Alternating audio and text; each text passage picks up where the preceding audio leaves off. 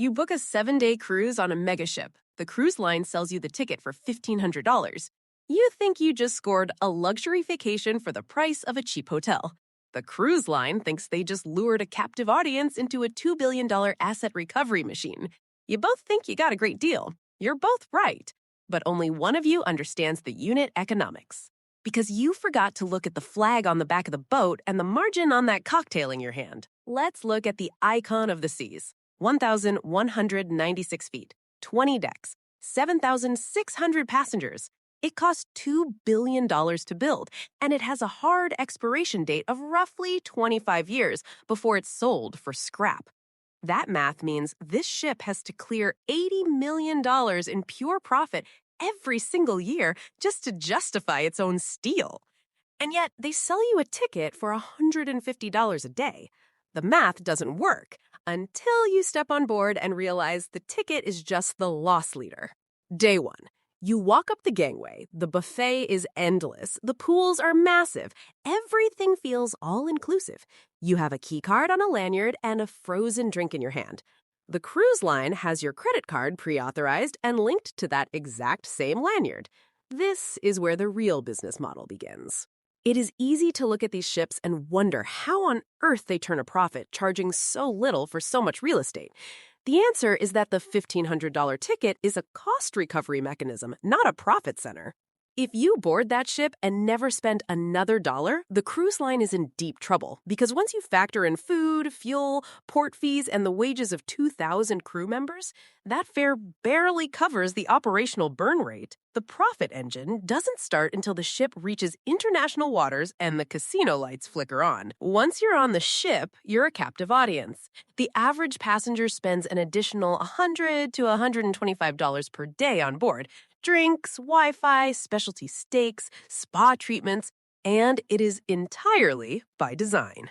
Cruise ships are engineered to maximize foot traffic exposure to high-margin inventory. The path from your cabin to the free dining room runs straight past the duty-free watch store and the casino.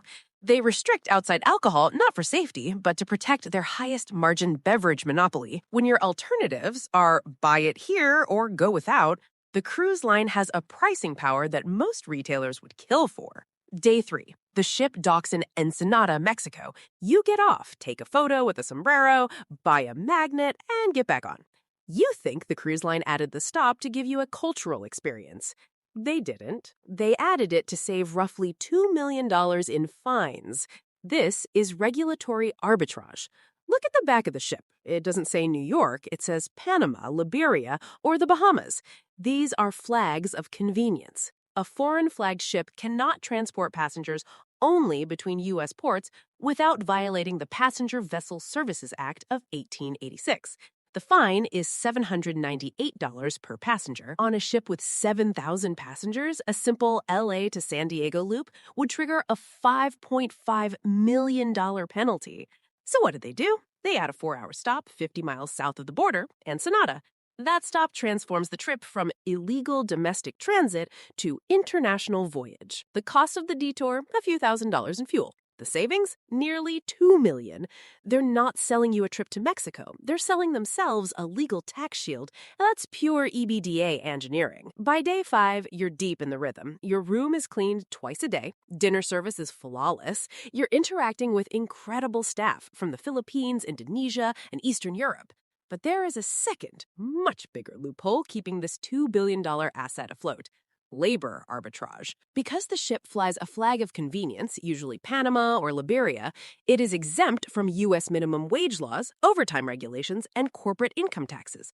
That is why your cabin steward works a 7-day week, often for 3 to 12 months straight, living in a tiny cabin below the waterline. The cruise line gets world-class hospitality at a fraction of the cost of an American hotel worker. This system saves the cruise line millions annually in payroll taxes and wage compliance. It is the only reason your ticket was $150 a day. Without the structure, you're paying $400 just to cover the labor line item. Day 7. You're tired, sunburned, and happy. You spent exactly what you budgeted, plus maybe a little more at the blackjack table. But a cruise ship might be a vacation for you. It can never take a vacation for itself. The moment you leave, the turnaround day miracle begins. The clock starts at 6 a.m. In less than 8 hours, 7,000 people are offloaded, 15,000 pounds of potatoes, 70,000 eggs, and 3,000 gallons of soda are loaded on.